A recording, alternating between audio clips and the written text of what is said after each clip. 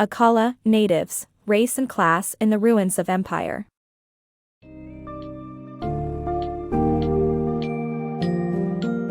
Welcome to the summary of natives, race and class in the ruins of empire by Akala. This thought-provoking exploration of racism and colonialism in Britain will challenge the way you see society and history. You will learn how the legacy of the British Empire persists today, particularly in the hostile treatment of Black Britons who migrated in the post-war period. Throughout this journey, Akala will share his own experiences growing up Black in Britain during the 1980s, shedding light on the persistent link between race, class, and power dynamics. By the end, you'll have a deeper understanding of how we still grapple with the contradictions and complexities of British race relations today.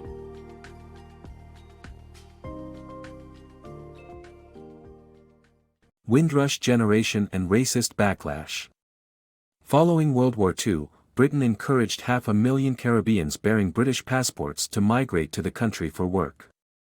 Dubbed the Windrush generation, they were met with hostility and racism from white Britons who saw them as freeloading job stealers.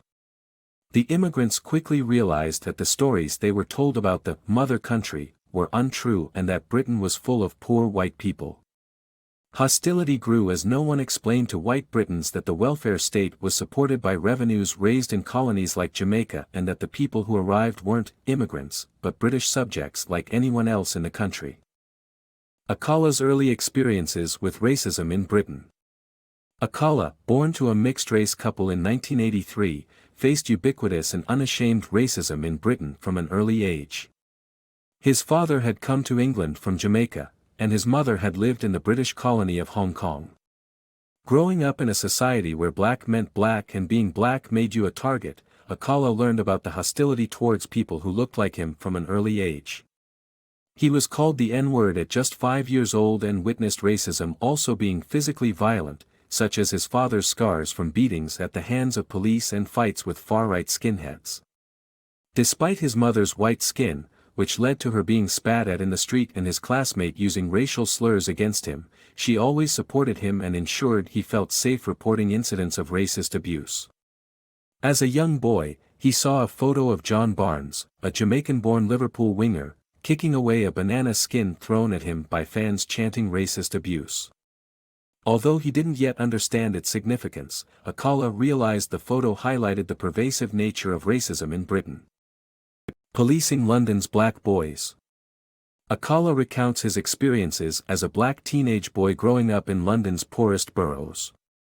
Being stopped and searched by the police became a bi-monthly event for black boys, though their white friends were never searched. This routine violation of civil rights, justified under the guise of fighting teenage knife crime, treats crime as a racial issue. However, evidence shows that race is not the determining factor in teenage violent crime. Rather, working-class and poor neighborhoods, of all races, are more likely to experience high rates of violent crime. Racial bias in sports.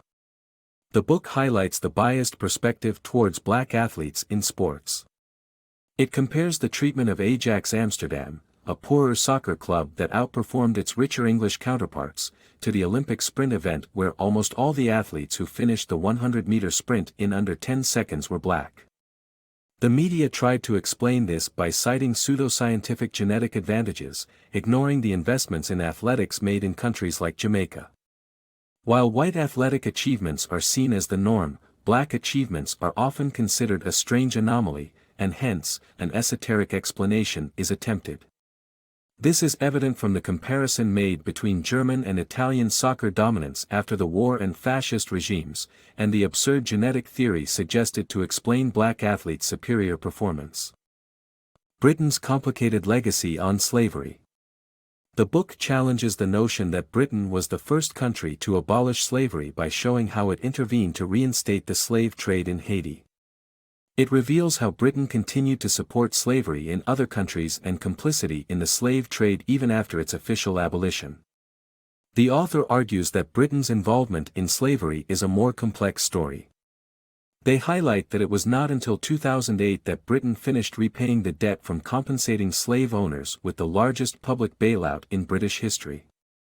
The unsettling truth of British imperialism. History has two sides, facts and interpretation. The latter is a public process and affects people's perception about events even beyond their time. Akala's book explores how Black Britons remember the past, and how official narratives do not align with their own perspective. The book shows British imperialism's re-evaluation and the need to rethink recent events from a different lens. British complicity in racism worldwide is something that official narratives ignore, as Black voices are rarely heard in politics. Akala makes a powerful point about the hypocrisy in British politics by exposing their double standard when it comes to Castro and Mandela's legacies. While Mandela is celebrated as a hero, Castro is deemed as a dictator, ignoring his involvement in breaking apartheid's hold. This book is a powerful tool to see British history with a different perspective. The different forms of anti-Black racism. The existence of white privilege is undeniable, and it takes different forms in different societies. From Britain to North Africa and South Africa, skin color dictates how individuals are treated. Anti-Black racism varies, and it presents itself in different ways in various parts of the world.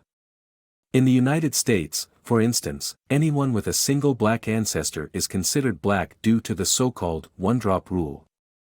In Australia, some Aboriginal people with white complexions consider themselves Black fellas due to the history of how the government treated them for decades. Between 1910 and 1970, 1 in 3 Aboriginal children was forcibly removed from their families in an attempt to integrate them into white Australian society, leading to the stolen generation. The impact of generational trauma persists today, affecting those who were undereducated and exposed to physical and sexual abuse.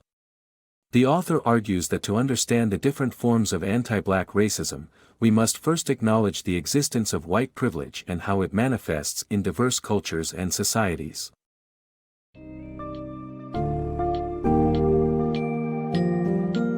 In Natives, Race and Class in the Ruins of Empire, Akala provides a critical examination of the intertwined racial and class dynamics in Britain, both historically and in the present day. With an emphasis on personal experience, Akala demonstrates that anti-Black racism takes different forms across the globe, and that white privilege persists, often unacknowledged. Through the telling of his own story and the lives of others, Akala challenges myths of Britain's role in ending slavery and the prevalence of racial bias in policing and popular culture. As Britain becomes more diverse, examining official narratives becomes even more important in the quest for a truly just society. This work is a compelling call for deeper introspection and understanding of the intersecting influences of race, class, and history in shaping our world.